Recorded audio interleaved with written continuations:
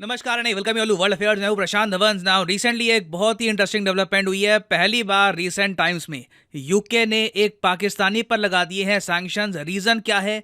Reason ये है कि यूके की सरकार कह रही है कि ये आदमी जबरदस्ती धर्म परिवर्तन करवाता है हिंदुओं का पाकिस्तान में। ये एक बहुत ज्यादा मैं कहूंगा इंपॉर्टेंट टॉपिक यूके ने रेज किया है। मैं कहूंगा इंडिया ने भी इस टॉपिक को इतना रेज नहीं किया और इतना बड़ा एक्शन नहीं लिया जितना यूके ने लिया है। यहां पर आप देख पाओगे आर्टिकल, पाकिस्तान में क्लरिक है, इस पर आरोप है कि ये फोर्स्ड कन्वर्जन करवाता है और इसको सैंक्शन कर दिया गया है बाय यूनाइटेड किंगडम। अब मुझे पता है यहां पे आप एक सवाल पूछोगे कि अचानक से इतने सारे ये सैंक्शन क्यों लग रहे हैं। यूएसए का भी अभी रिपोर्ट आई थी कि यूएसए ने भी पाकिस्तान पे लगा दिया 6 कंपनियों पर सैंक्शन, अब यूके ने भी लगा दिए।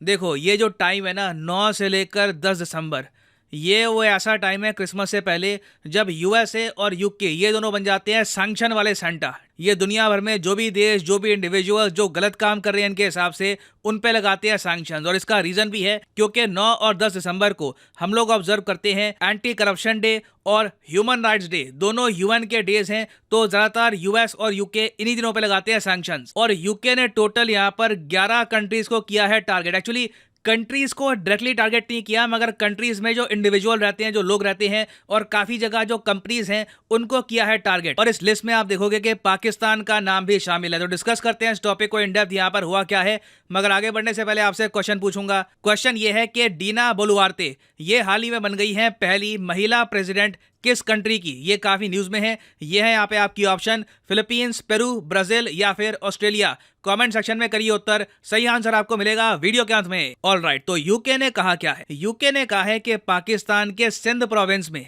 एक पीर, इनके यहाँ पीर कहते हैं, एक क्लरिक है, मुस्लिम क्लरिक, इसका नाम है मियां अब्दुल हक।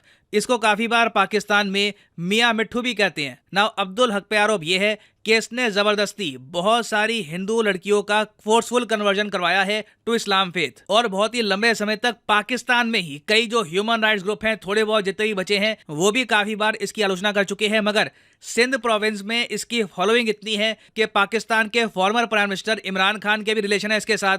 और इमरान खान ने पूरी कोशिश करी थी कि ये उनकी पार्टी की तरफ से इलेक्शन लड़े पाकिस्तान में, मगर लास्ट मोमेंट पर बात बन नहीं पाई। तो यूके की सरकार ने यहाँ पर यह कहा है कि यूके गवर्नमेंट के हिसाब से इनके पास काफी सबूत हैं इस आदमी के अगेंस्ट और इसलिए लगाते हैं ये लोग इस आदमी पर सैंक्शंस। इसके अंडर होगा क्या कि ये आदमी यूके में बिजनेस नहीं कर पाएगा, इसके जो एसेट्स है यूके में ये फ्रीज हो जाएंगे। मुझे लगता नहीं है कि इस आदमी का वैसे कोई बैंक अकाउंट होंगे यूके में, और यह आदमी वैसे कभी यूके में ट्रैवल भी नहीं कर पाएगा। अब पर्सनली आप अगर मुझसे पूछे तो ये जो सैंक्शन इस आदमी पे लगे हैं, इससे कुछ ज्यादा इंपैक्ट इस पर होगा नहीं। जो ये करता आया था वो करता रहेगा, मगर एटलीस्ट यूके ने एक स्टेप तो उठाया। नहीं तो अभी के लिए जो हिंदू पॉपुलेशन है पाकिस्तान के सिंध प्रोविंस में, इनकी हालत बहुत ज़्यादा खराब है ना। यहाँ पर वैसे आप देख पाओगे मैप में, ये आपके सामने है पाकिस्तान का सिंध प्रोविंस। पूरे पाकिस्तान में अगर हिंदुओं की आबादी रफली 1.5 से लेकर 1.6% के आसपास है, तो आपको सिंध में ना करीब 8 से लेकर 9% आबादी मिलेगी हिंदूज की। Hinduism second most followed religion है सिंध प्रोविंस में। और इसलिए आप देखते हो कि ज्यादातर जो भी न्यूज आती है ना हिंदू कन्वर्जन की, फोर्सफुल कन्वर्जन की इन पाकिस्तान,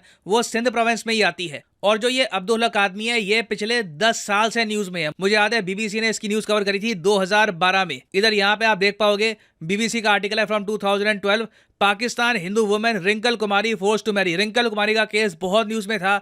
इंडिया में भी कई लोगों ने ये इशू रेस किया, मगर गवर्नमेंट ने ना कभी इंटरनेशनली यूएन में कभी प्रॉपरली ये इशू रेस किया नहीं। फिर पाकिस्तान में भी लोगों ने नोटिस किया कि ना पाकिस्तान की गवर्नमेंट ना इंडिया की गवर्नमेंट ये इशू हाई लेवल पर रेस करती है। तो उसके बाद लगातार बहुत सी हिंदू औरतों का फोर्सफुल कन्वर्जन हुआ है पाकिस्तान में। और अगर यहाँ पे आप सोच रहे हैं कि लोग ये सब करते क्यों हैं, देखिए इसके पीछे काफी बार मॉनेटरी गेन्स भी होते हैं। काफी बार क्या होता है कि एक फैमिली की जो जमीन है ये कई लोग हड़प लेते हैं और फिर कहते हैं कि अगर जमीन वापस चाहिए तो अपनी बेटी की शादी करवाओ। तो बहुत से तरीके होते हैं, इसमें काफी बार पैसा भी इन्वॉल्व होता है ना। हालांकि मुझे यहाँ पर वैसे ऐड करना पड़ेगा कि इंडिया ने फाइनली 2022 में ना पाकिस्तान के साथ गवर्नमेंट टू गवर्नमेंट लेवल पर जो ये फोर्स कन्वर्जन का इशू है ये रेस किया था। जब एक सिख फीमेल टीचर थी, इनको फोर्सफुली कन्वर्ट किया गया इन पाकिस्तान। यहाँ पे आप देख पाओगे हमारे विदेश मंत्री डॉक्टर एस जयशंकर ने खुद कहा था कि इंडिया ने एक स्ट्रॉन्ग मैसेज सेंड किया है पाकिस्तान को on abduction forcible conversion of Sikh women teacher इन पाकिस्तान। मगर नीड ये है कि इंडिया ये इशू ना इंटरनेशनलाइज करे, इस इशू को यूएन में रेज करे, क्योंकि यूएन में रेज किए बगैर पाकिस्तान पर कुछ खास यहाँ पर प्रेशर बनने नहीं वाला। और अगर यहाँ पे आप सोच रहे हैं कितनी अजीब बात है कि यूके में जहां पे इतने ज़्यादा हिंदूज है भी नहीं, उस कंट्री ने सैंक्शन लगा दिए पाकिस्तान पर। हम लोग कुछ सैंक्शन नहीं लगा सकते। देखो, हम लोग यूनिलैटरल सैंक्शन लगाते नहीं। यूनिलैटरल सैंक्शन का मतलब होता है country to country sanction. India मानता है कि किसी भी देश के पास ये हक नहीं होना चाहिए कि वो खुद सैंक्शन इंपोज कर दे किसी और कंट्री पर, क्योंकि सैंक्शन एक ऐसा इशू है, ये इंटरनेशनल कम्युनिटी को मिलकर लगाने चाहिए। तो इसलिए इंडिया यूनाइटेड नेशंस के जो सैंक्शन हैं, जो वोटिंग के जरिए अप्रूव होते हैं, उनको बैक करता है। मगर यूनिलैटरल सैंक्शंस